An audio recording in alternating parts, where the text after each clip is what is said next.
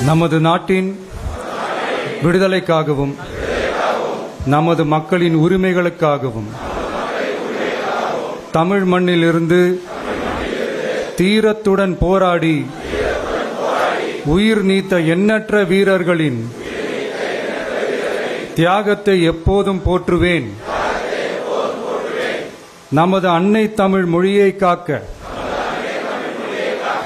உயிர் தியாகம் செய்த மொழிப்போர் தியாகிகளின் இலக்கை நிறைவேற்றும் வகையில் தொடர்ந்து பாடுபடுவேன். இந்திய அரசியலமைப்பு சட்டத்தின் மீதும் இறையாண்மை மீதும் நம்பிக்கை வைத்து அனைவருடன் ஒற்றுமை, சகோதரத்துவம், மத நல்லிணக்கம், சமத்துவம் ஆகியவற்றை பேணி காக்கின்ற பொறுப்புள்ள தனி மனிதராக செயல்படுவேன். மக்களாட்சி, மதச்சார்பின்மை, சமூக நீதி பாதையில் பயணித்து